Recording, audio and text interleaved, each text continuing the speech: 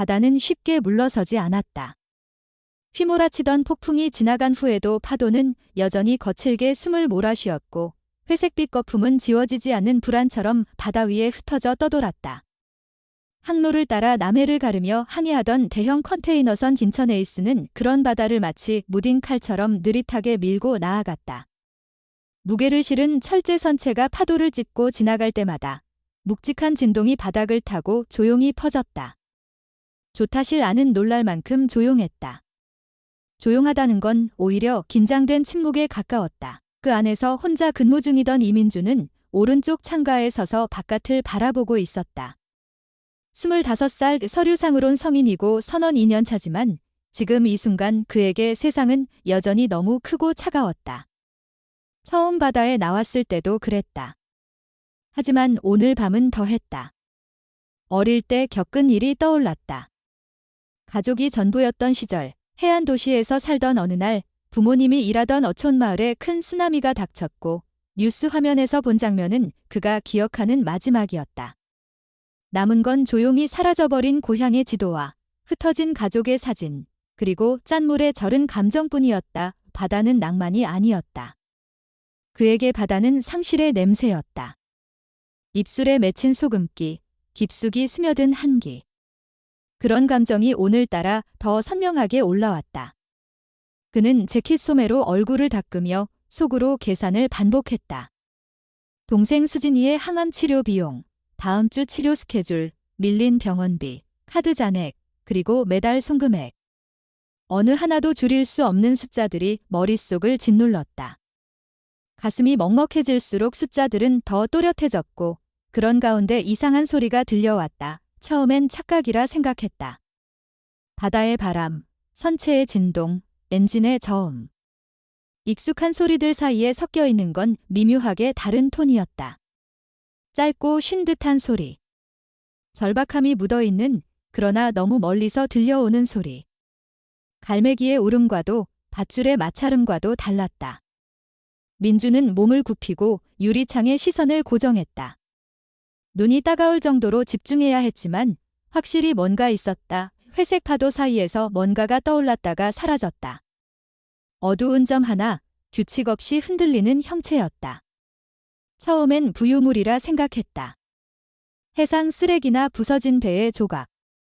하지만 그것은 물에 가라앉지 않고 반복해서 떠올랐다. 일정한 주기로 마치 살아있는 무언가처럼. 이내 그는 무전을 눌러 선실 안으로 소리를 보냈다. 옆 칸에 있던 기관장 김대성에게 조명을 요청했다. 대성은 짧게 투덜거렸지만 요청대로 서치라이트를 돌렸다. 빛이 안개를 찢고 바다 위를 수직으로 내리꽂혔다. 빛이 닿은 지점. 그곳엔 상상하지 못한 존재가 있었다. 바다 한가운데, 그것도 해안에서 수백 킬로미터 떨어진 망망대해에서 별표 한 마리의 개 별표가 헤엄치고 있었다. 몸집은 크고 털은 이미 물에 젖어 검은 매듭처럼 엉켜 있었으며 눈은 희게 뜨인 채 흐릿한 빛을 반사했다. 그러나 그 눈동자엔 두려움이 없었다. 놀랍게도 그것은 무언가를 포기하지 않으려는 고집 같은 것이었다. 개는 방향을 잃지 않고 일정한 궤도를 유지하려 애썼다. 그러나 움직임은 점점 느려졌다. 체력이 한계에 다다른 것이 분명했다. 물살에 휩쓸리면서도 빛을 향해 몸을 틀었다. 그리고 놀랍게도 이내 그 개가 뭔가를 찾는 듯 자꾸만 바다 쪽을 돌아봤다. 그 눈빛 속에는 요청이 있었다. 도와달라는 것이 아니라 별표 무언가를 대신 전해달라는 간절한 부탁 별표. 민주는 더 망설이지 않았다. 바다에 구명 장비를 던지라고 외쳤고 몇 초 만에 구조용 밧줄이 물 위로 내려졌다. 조타실 안에서 본 몇몇 선원들이 당황했고 일부는 웃었지만 아무도 그가 하는 일을 막지 않았다. 걔는 끝까지 힘을 쥐어짜듯 그 빛을 향해 움직였다. 마치 그곳이 자신의 마지막 목적지인 듯 그 몸은 상처투성이었고 물속에 잠길 듯 잠기지 않는 끈기 하나로 버티고 있었다. 그리고 결국 별표 그 개는 배 위로 올려졌다. 이 별표 이름 모를 개는 이내 힘없이 쓰러졌다. 배 위에선 아무도 말을 잇지 못했다. 선장도, 기관장도, 모두가 그것이 의미하는 바를 직감적으로 느끼고 있었다. 이건 단순한 동물의 조난이 아니었다. 누군가의 별표 의지가 담긴 구조 요청 별표. 그것은 메시지였다. 걔는 아무런 저항 없이 누워 있었다. 발바닥은 너덜너덜했고 입가엔 염분 섞인 거품이 흘렀다. 하지만 숨은 끊기지 않았다. 민주는 천천히 개의 목덜미를 살폈다. 뻣뻣한 털 사이에서 무언가 단단한 것이 느껴졌다. 거기엔 별표 풀은 절연 테이프로 단단히 감긴 플라스틱 캡슐 별표이 있었다. 튜브 형태의 그것은 누가 봐도 급박하게 만든 구조물이었다. 구조된 개는 꿈틀대지 않았다. 조용히 눈을 감고 있었고 마치 이제 자신의 임무가 끝났다는 듯 숨을 고르고 있었다. 민주는 그것을 조심스럽게 풀었다. 누군가 이 개에게 별표 무언가를 맡기고 보냈던 것 별표이다. 그리고 그 순간 민주는 본능적으로 알 수 있었다. 이 개는 자신을 위해 싸운 것이 아니다. 자신을 살리려 수영한 게 아니었다. 이 개는 어떤 소중한 것을 지키기 위해, 아니, 별표 전달하기 위해 별표 바다를 건넌 것이다. 단지 본능이나 우연이 아닌 별표 명확한 목적 별표를 가지고. 그 절박함이 지금 그의 손 안에 고스란히 담겨 있었다.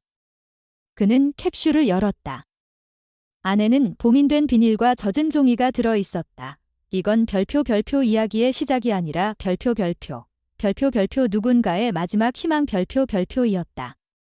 그렇게 이 바다 한가운데서 구조도 아니고 교신도 아닌 방식으로 별표 인간의 메시지가 한 마리 개를 통해 도착했다. 별표.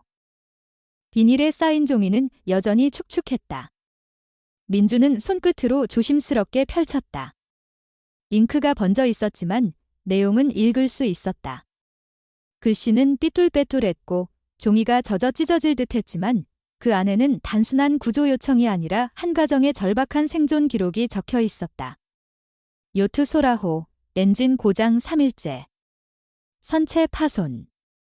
무전기 작동 안 됨 탑승 인원 최현식, 아내 윤지수, 딸 최나연 6세. 구조 요청 불가. 파도 심각. 구조 불가 판단 후 개를 보냄. 이름 백호. 우리의 마지막 희망. 민주는 숨을 삼켰다. 기록이 어제 날짜였다. 지금도 어딘가에서 그 가족은 살아있을 가능성이 있었다. 그러나 구조 요청은 없다. 바다는 넓고 작은 고무보트 하나는 흔적도 없이 사라질 수 있다. 그들이 보낸 단 하나의 신호는 이 개였다. 몸이 만신창이가 된 채로 수십 킬로미터를 헤엄쳐온 백호, 그는 곧바로 조타실로 돌아가 선내 통신기를 열었다. 이 상황을 상부에 보고해야 한다고 판단했다. 구조 신호가 담긴 문서를 확보했고 아직 생존 가능성이 있다는 점, 그리고 좌표가 기록돼 있다는 점을 간결하게 정리했다. 그 사이 백호는 바닥에 누운 채 미동도 하지 않았다. 그러나 숨소리는 일정했고 눈을 감은 채로도 의식은 있는 듯했다. 기관장 김대성과 선장 박경식이 곧 도착했다. 민주는 발견 상황과 문서 내용을 요약해 설명했다. 선장은 문서를 받아들고 한참을 말없이 읽었다. 하지만 예상과 달리 박경식은 차분하게 말했다. 우리는 화물선이야.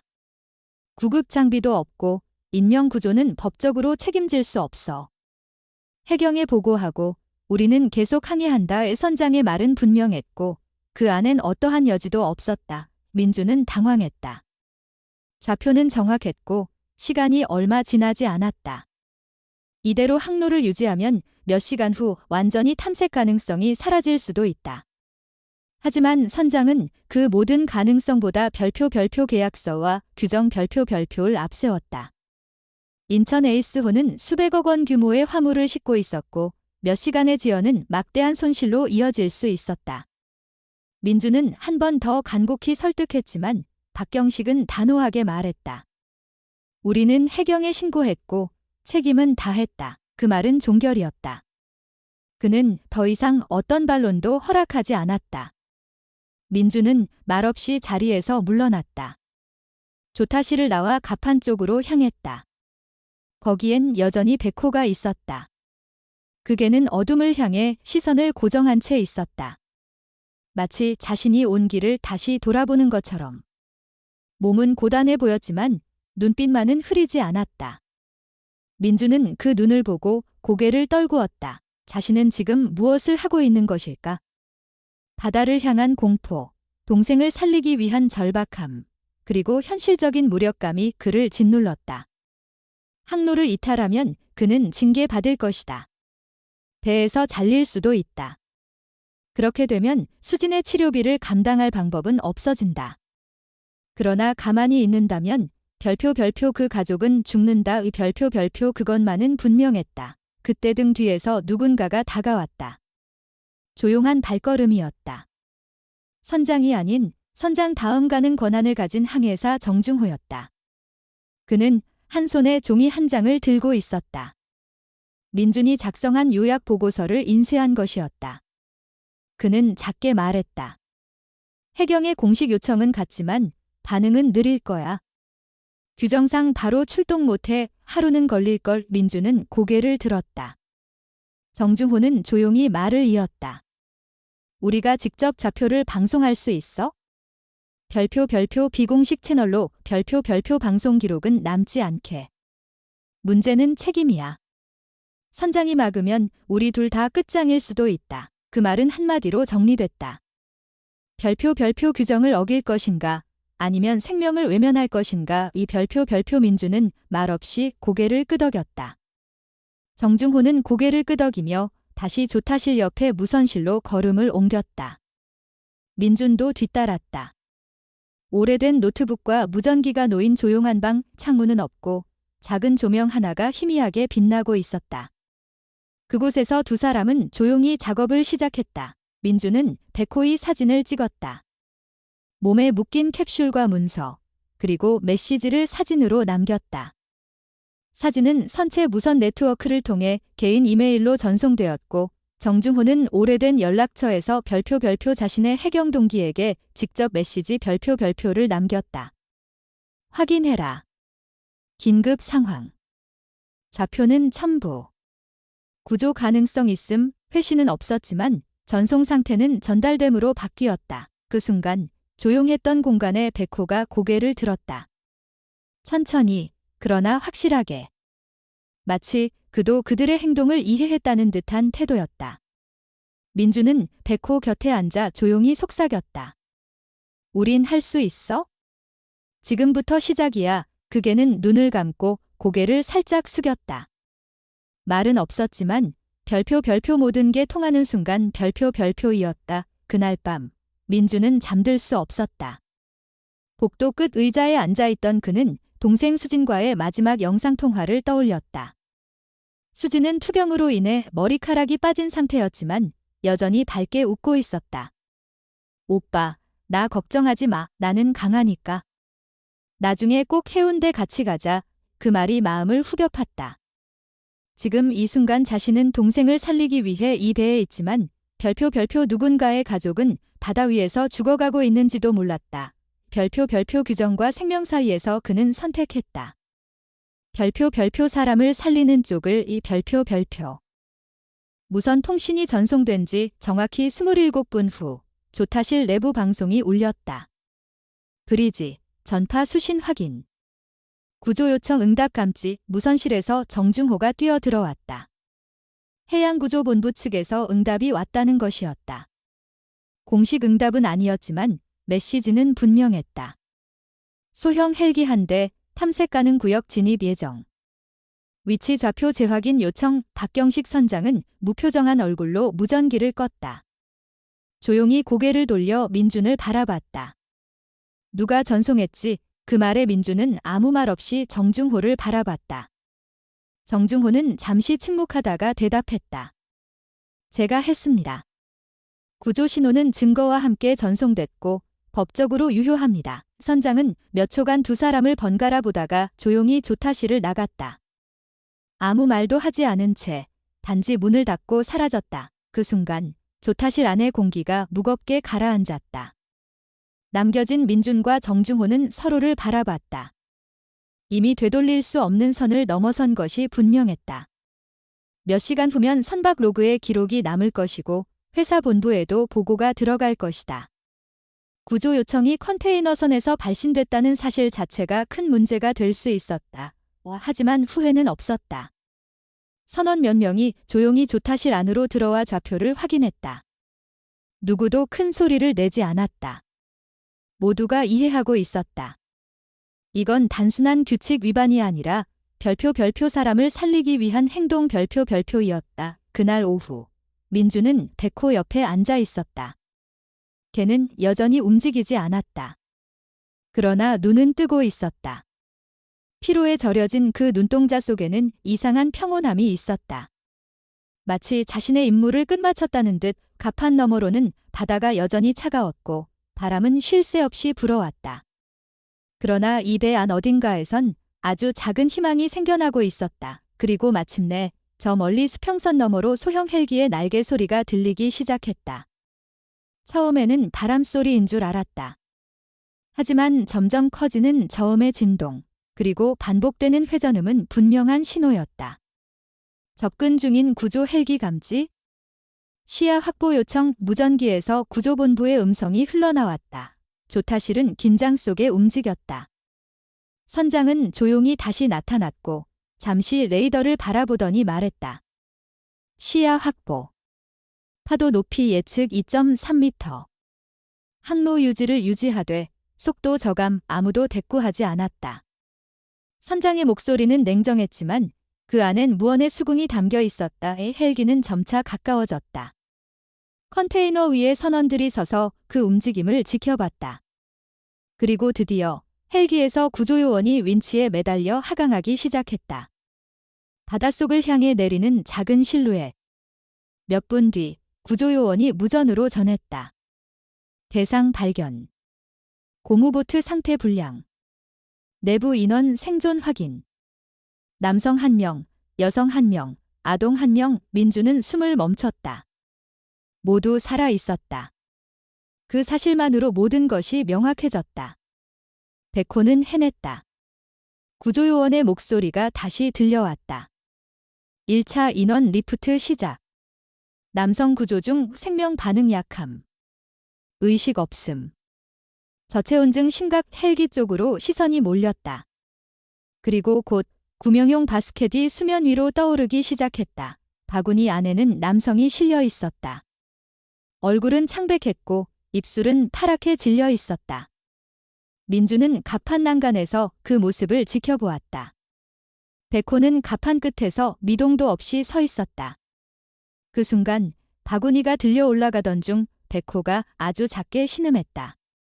그 소리는 짧았지만 그 안에는 오랜 기다림과 안도의 감정이 담겨 있었다. 2차 리프트가 시작됐다. 무전에서는 아동과 여성의 상태 보고가 이어졌다. 여성은 탈진 상태. 아이는 반응 약함. 생명 반응 확인. 저체온증 중등도. 급속 이송 필요. 그리고 마침내 헬기에서 다시 바스켓이 올라왔고 그 안에는 어머니 윤지수와 아이 나연이 함께 있었다. 윤지수는 아이를 가슴에 꼭 안고 있었다. 헬기가 선박을 한 바퀴 돌고 구조된 세 사람을 태운 채 북쪽 기지로 향했다. 갑판 위는 정적에 휩싸였다. 민주는 백호 옆에 섰다. 걔는 헬기를 바라보다가 천천히 바닥에 누웠다. 눈을 감은 채 깊은 숨을 내쉬었다. 아무 소리도 나지 않았지만 모든 이가 알고 있었다. 별표 그 임무는 끝났다. 별표 민주는 조타실로 돌아가 선장을 바라봤다. 박경식은 조용히 그의 시선을 받아들였다. 두 사람 사이에는 어떤 말도 오가지 않았다. 하지만 이제 누구도 이전처럼 행동할 수 없다는 사실만은 분명했다. 그날 밤 선내 방송이 한 번 더 울렸다. 구조본부에서 공식 감사 메시지 수신. 생존자 3명 전원 구조 완료. 협조에 감사함을 표함. 선장은 무전기를 내려놓고 아무 말 없이 창밖을 바라보았다. 민주는 조용히 백호가 있는 선실로 향했다. 걔는 잠들지 않고 있었다. 눈을 반쯤 감은 채 그저 가만히 민준을 바라봤다. 그 눈빛은 말이 없었지만 충분히 많은 것을 전하고 있었다. 그것은 별표 믿음이었다. 별표 인간이 자신을 이해해 줄 거라는, 그리고 결국 도와줄 거라는 믿음. 민주는 걔의 옆에 앉아 속삭였다. 우리가 해냈어. 헬기가 떠난 뒤 선장은 별다른 언급 없이 조타실을 지켰다. 무전은 조용했고 선원들도 일상 업무로 돌아갔다. 민주는 백호를 데리고 선실로 내려왔다. 배는 다시 항로를 유지했지만 분위기는 바뀌어 있었다. 말은 없었지만 누구나 알고 있었다. 이제 이 배는 한 생명을 구조한 배였고 한 가족을 살려낸 증인이었다. 백호는 배 안에서 조용히 움직였다. 쓰러지지 않고 일어섰지만 자꾸만 창밖을 바라보며 짧게 울었다. 마치 아직 끝나지 않은 일이 있다는 듯 민주는 백호의 이상한 행동에 주의를 기울였다. 백호는 며칠이 지나도 가만히 있지 않았다. 구석에 웅크려 있거나 잠만 자는 다른 개들과 달리 끊임없이 갑판 쪽을 향해 시선을 보냈다. 마치 아직 남은 사명을 잊지 못한 듯 했다. 그러던 어느 날 밤, 민주는 백호의 목에 걸린 네카라처럼 묶인 부분을 다시 살폈다. 촘촘히 엉킨 털 사이로 단단하게 감긴 또 다른 플라스틱 튜브가 숨어 있었다. 그는 조심스럽게 절연 테이프를 벗겼다. 테이프는 급히 감은 흔적이 역력했고 해수에 닿아 일부는 이미 떨어져 나가고 있었다. 튜브는 일반적인 문서 보관 용기였다. 보트나 요트에서 항해 계획이나 의료 정보를 담아둘 때 쓰는 소형 원통형 용기. 손에 잡히자마자 민주는 직감했다. 이것이야말로 백호가 그렇게 멀리까지 수영한 이유였다. 안에는 종이가 있었다. 두세 겹의 랩으로 쌓인 종이 뭉치. 겉면은 이미 바닷물에 젖어 거칠었지만 속지는 비교적 온전했다. 민주는 조심스럽게 종이를 펼쳤다. 글씨는 부정확했고 종이마다 글자 크기가 달랐다. 파도에 흔들리는 상황에서 급하게 쓴 것이 분명했다. 그는 그 자리에서 읽기 시작했다. 요트 소라호. 선체 앞부분 파손. 엔진 고장. 무전기 불통. 고무보트 위에서 간신히 버티고 있음. 바다 물이 점점 차오르고 있음. 아내 윤지수와 딸 나연이 함께 있음. 아이는 6살 의추위에 떨고 있음. 더 이상 버틸 수 없음. 우리는 개 백호를 보냈다. 그녀는 강하다. 반드시 누군가에게 도달할 것이라 믿는다. 혹시 이 메시지를 읽는다면 제발 우리를 찾아달라. 그리고 마지막에 좌표와 날짜, 시간이 적혀 있었다. 민주는 숨이 멎는 듯한 감각을 느꼈다. 종이를 잡은 손끝까지 바다의 냉기가 스며들었다. 한참을 말없이 서 있던 그는 곧장 조타실로 향했다. 정중호 항해사가 여전히 무선실 근처에서 무전 상황을 정리 중이었다. 민주는 그에게 조심스럽게 튜브와 종이를 건넸다. 정중호는 그것을 받아들고 눈을 찌푸렸다. 몇 줄을 읽고 나서야 표정이 바뀌었다. 그는 바로 선장에게 보고해야 한다고 판단했고 둘은 곧바로 조타실로 향했다. 박경식 선장은 여전히 창밖을 바라보고 있었다. 민주는 튜브를 내밀고 조용히 설명했다. 두 번째 메시지가 발견되었고 구조가 절실하다는 내용이었으며 좌표는 아직 우리가 접근할 수 있는 범위라는 점을 강조했다. 선장은 고개를 돌려 민준을 바라봤다. 눈빛엔 피로가 서려 있었지만 흔들림은 없었다.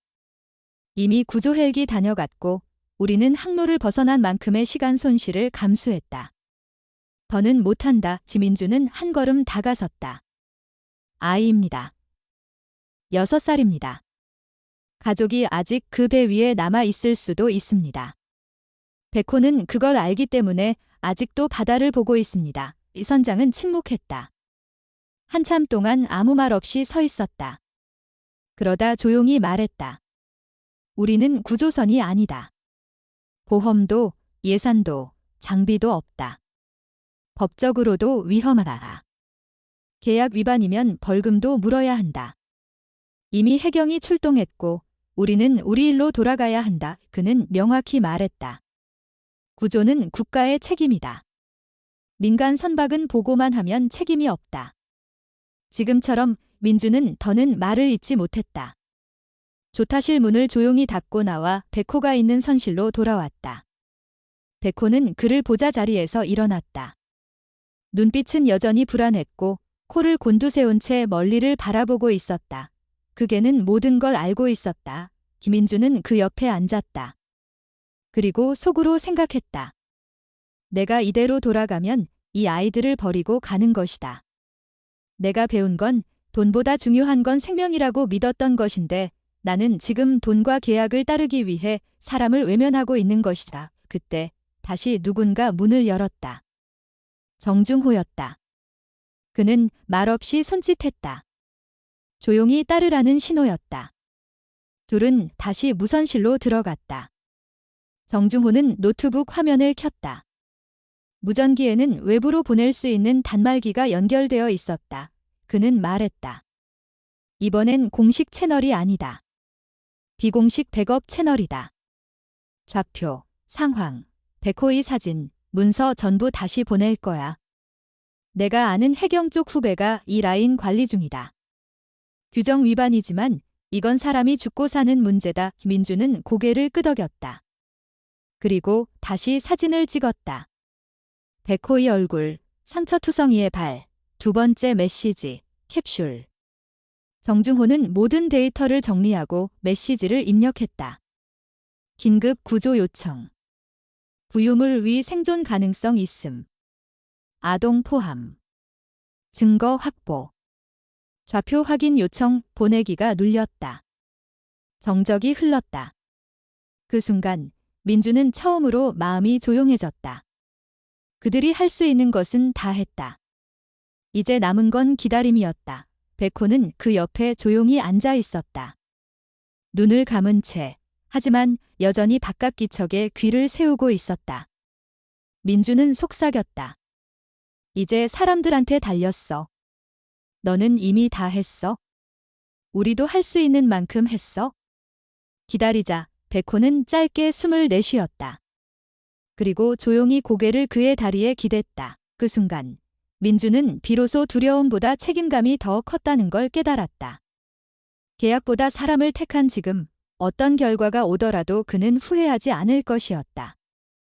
승인 신호가 온 건 무전 전송 후 정확히 2시간 30분이 지난 시점이었다.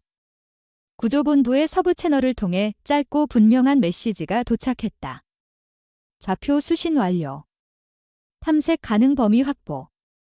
45분 내 헬기 출격 예정. 정중호는 말없이 화면을 민준에게 보여줬다. 그 순간 둘 사이의 침묵은 확신으로 바뀌었다. 이제 진짜로 움직이는 누군가가 있었다. 무전기 너머로 들려온 목소리는 차분했지만 단호했다.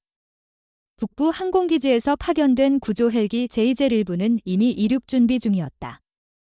전송된 좌표는 소라호가 마지막으로 남긴 위치 근처였고 해류 방향을 고려했을 때 생존 가능성은 낮지만 배제할 수 없다고 판단된 상황이었다. 선장은 무전 내용을 전해 듣고 조용히 조타실로 올라왔다. 한참 동안 아무 말 없이 무전 로그를 확인하더니 짧게 말했다. 경로 변경은 없다. 구조 헬기 대응만 관찰, 모든 책임을 피하겠다는 의미였다. 선내에서 구조가 이루어지는 순간 선장은 증인일 뿐 구조자가 아니게 된다. 민주는 그 말에 더 이상 항의하지 않았다. 대신 조용히 백호를 데리고 브리지 아래쪽으로 향했다. 곧이어 배 전체에 무선 방송이 흘렀다. AJ-1, 남남서 방향 접근 중 해상 시야 확보 요망. 구조 헬기 접근 시 시야 확보에 협조 바람. 방송을 듣고 몇몇 선원들이 자발적으로 갑판에 나와 바람과 파도를 관측하기 시작했다. 그 누구도 강요받지 않았지만 그 누구도 외면하지 않았다. 민주는 백호와 함께 그 자리에 섰다. 걔는 한참을 고개를 들어 하늘을 바라보았다. 귀를 세우고 바다의 냄새를 맡고 파도 너머의 방향을 응시했다. 그리고 마침내 먼 수평선 너머로 검은 점 하나가 구름을 가르며 나타났다. 헬기였다. AJ-1은 곧 컨테이너선의 위를 지나며 고도를 낮췄고 해수면 근처에서 선회했다. 무전으로 들려오는 구조대장의 목소리는 신속했다. 좌표 접근 중, 시야 확보. 탐색 시작. 이어지는 통신은 명확했고 소리는 점점 구조적 긴장감을 띄었다. 목표 지점 2마일 전방. 파도 강도 3단계. 바람 강도 2단계.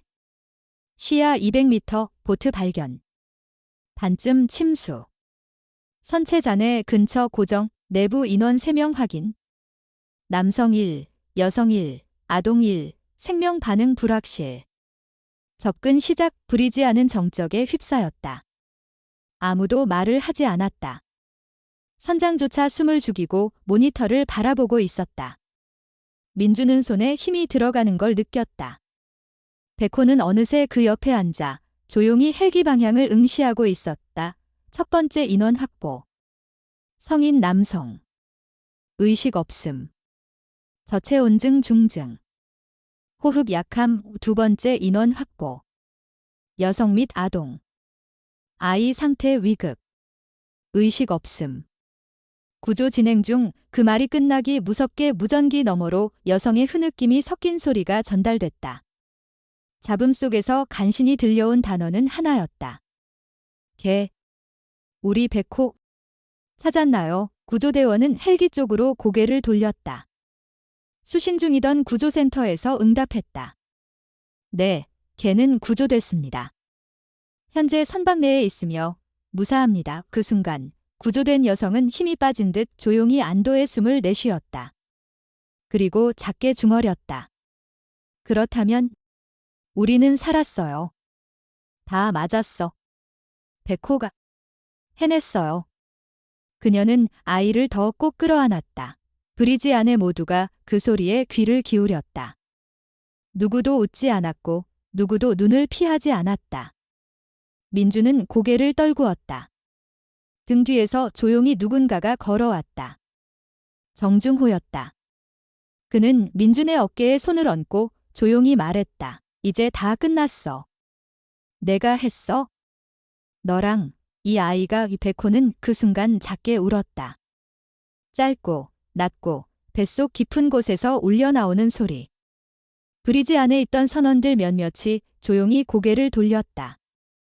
걔는 마치 선언이라도 하듯 짧게 그 울음을 내고는 조용히 자리에 앉았다.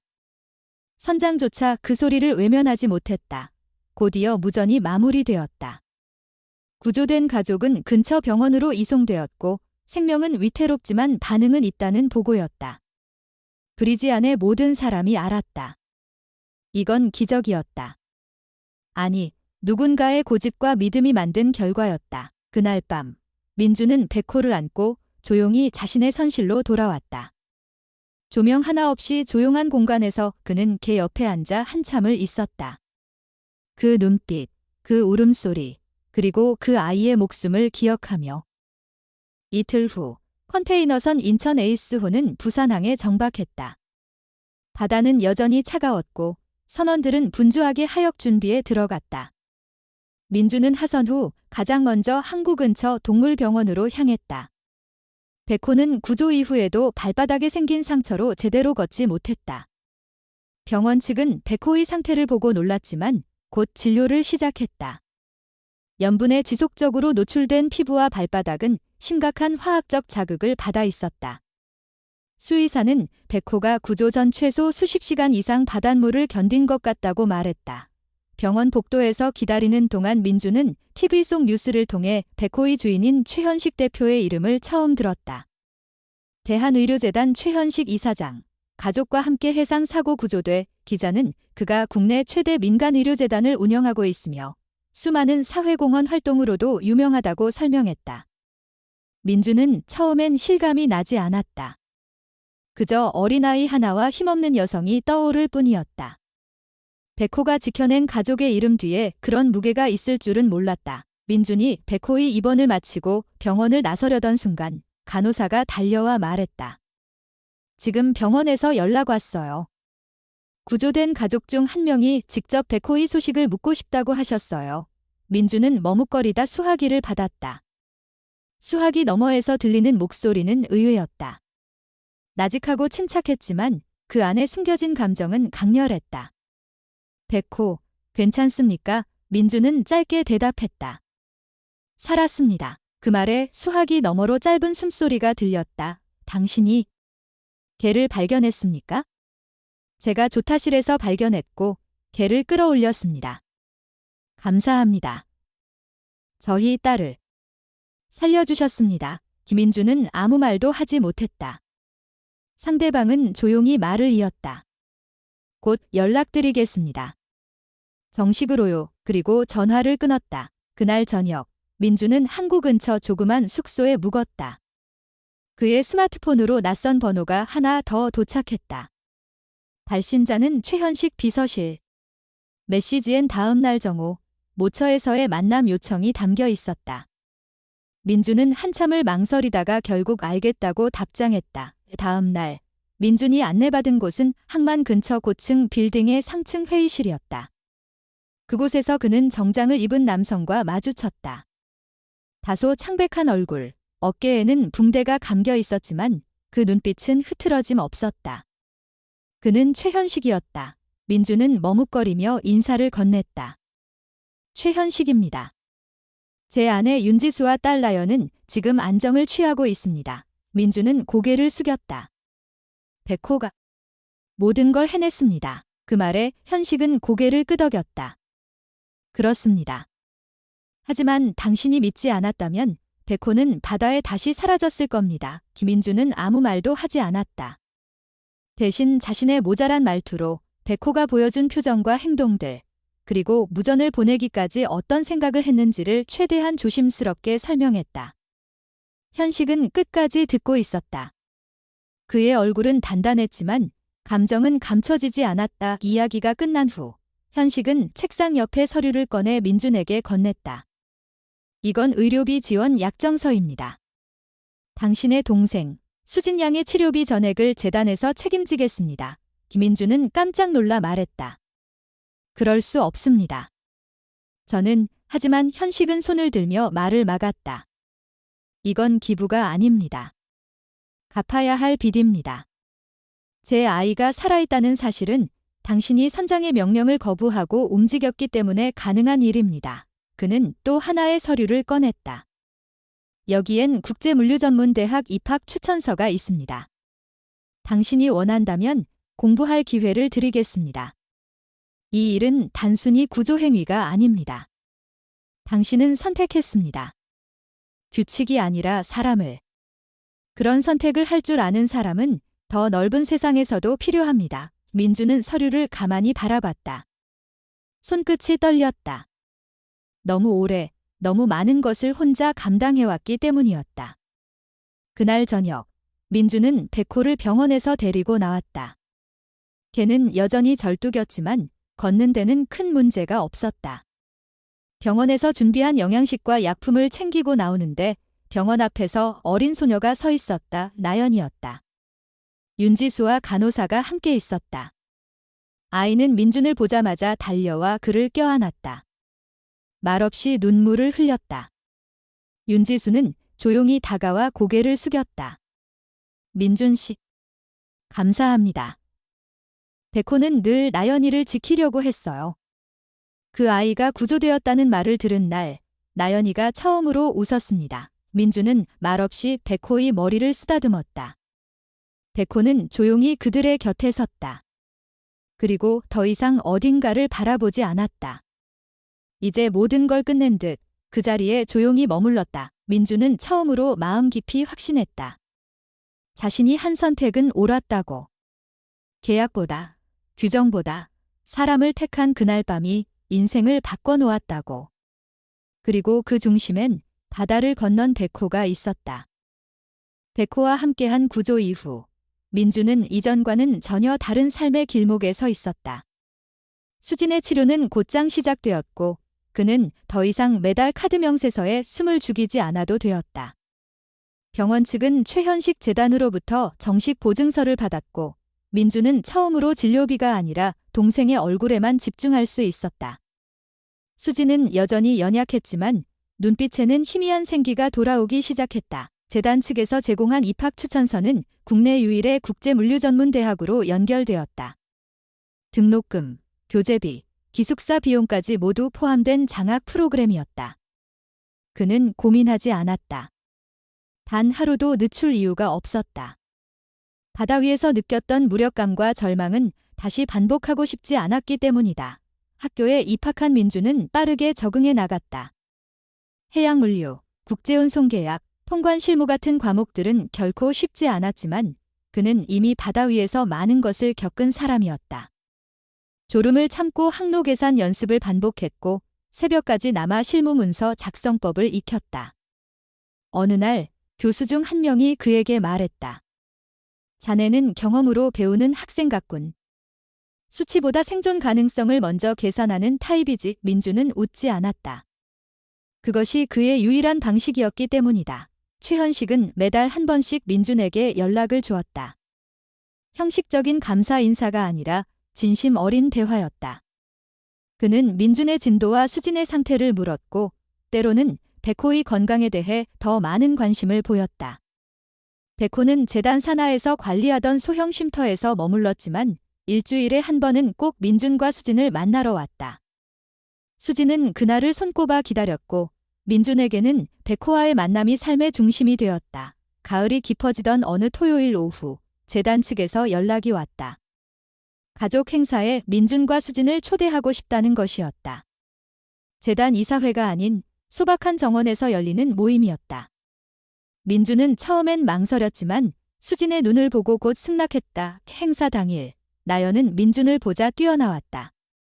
이전보다 건강해진 얼굴로 그는 민준의 손을 꼭 잡았다. 그 옆에는 윤지수도 있었고 그들은 여전히 민준을 가족처럼 반겼다. 백호는 그 순간 마치 자신의 역할이 끝났음을 아는 듯 민준 곁으로 조용히 다가왔다. 아이들과 어울리는 시간 동안 백호는 처음으로 등을 바닥에 붙인 채 눈을 감고 쉬었다. 그날 저녁 최현식은 민준을 따로 불렀다. 두 사람은 짧은 산책을 함께 했다. 현식은 조용히 말했다. 처음 구조됐을 때 난 모든 걸 잃었다고 생각했네. 하지만 지금은 그 반대야. 내가 가진 모든 것 중 가장 소중한 걸 다시 되찾은 거지. 백호가 그걸 잃었고 자네가 그것을 믿었지. 민주는 고개를 끄덕였다. 전 그저 눈을 외면할 수 없었습니다. 현식은 한참을 말없이 걷더니 다시 입을 열었다. 내가 자네에게 줄 수 있는 건 많지 않네. 돈은 가치가 없고 기회는 시간에 따라 달라지니까. 하지만 한 가지는 확실히 말할 수 있어. 앞으로 자네의 이름을 듣는 사람들이 그 이름이 신뢰와 책임의 상징이라고 말할 거야. 그 말은 오랫동안 민준의 머릿속에 남았다. 그는 이름값이 뭔지 처음으로 진지하게 고민했다. 그리고 바로 그 다음 주 교수의 권유로 인턴십을 시작하게 됐다. 장소는 놀랍게도 한서해운의 본사 물류기획팀이었다. 그는 처음엔 어색했지만 점차 자료 정리와 일정 조율, 국제계약 분석까지 실무에 적응해갔다. 현장에서 배운 감각은 어떤 시험보다 날카로웠고 그는 누구보다 빠르게 실력을 쌓았다. 방학이 다가오던 어느 날 민주는 기숙사에서 짐을 정리하다 작은 종이 쪽지를 발견했다. 수진이 몰래 넣은 것이었다. 오빠, 나 이제 진짜 아프지 않아. 오빠가 있어서 그래? 백호가 있어서 그래? 고마워. 나중에 내가 백호처럼 용감해질게. 그는 쪽지를 가슴에 넣었다. 어떤 학위보다 더 값진 응원이었다. 그날 밤 민주는 백호와 함께 바닷가에 나갔다. 오래된 등대 아래에서 그들은 한참을 앉아 있었다. 백호는 이제 상처가 거의 아물었고 예전처럼 자신 있게 걷기 시작했다. 바다 냄새를 맡고 멀리 어두운 수평선을 바라보던 백호가 잠시 민준을 쳐다봤다. 그 눈빛은 여전히 똑같았다. 한 생명을 지켜낸 존재의 눈빛. 민준은 말했다. 우리 잘 살아보자. 이제부터는 누가 우릴 지켜보든 말든 우린 우리답게 가는 거야. 백호는 가만히 고개를 돌렸다. 그리고 그 자리에 누워 천천히 숨을 고르기 시작했다. 그 밤, 그 둘은 어떤 약속도 필요 없었다. 이미 함께 건넜던 바다 하나면 충분했기 때문이었다. 겨울이 끝나갈 무렵, 민주는 졸업을 앞두고 마지막 현장 실습을 마쳤다. 실무 보고서를 제출하고 마지막 수업을 마친 날, 그는 캠퍼스 구석의 오래된 벤치에 앉아 있었다. 손에는 동생 수진이 손수 만든 작은 편지 봉투가 들려 있었다. 이젠 오빠도 조금은 자신을 위해 살아 이 짧은 문장 속에 담긴 시간은 너무 많았다. 항해, 병원, 공포, 선택, 그리고 구조. 모든 게 먼 과거 같았지만 아직도 가슴 깊이 살아 있었다. 졸업식은 조용히 치러졌다. 가족석엔 수진이 앉아 있었고 최현식 대표 가족도 자리를 함께했다. 나연은 꽃다발을 들고 앞줄에 앉아 있었고 백호는 특별 허가를 받아 졸업식장 외곽에서 대기하고 있었다. 졸업생들이 이름을 호명받을 때마다 박수 소리가 이어졌고 민준의 이름이 불리자 장내는 순간 정적에 잠겼다가 크게 울렸다. 몇몇 교수는 그를 안아주었고 학생들 일부는 눈시울을 붉혔다.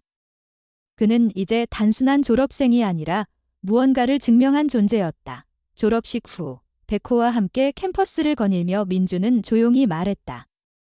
이제는 우리가 다시 누군가를 도울 차례야. 백호는 아무 말 없이 그의 곁을 지켰다.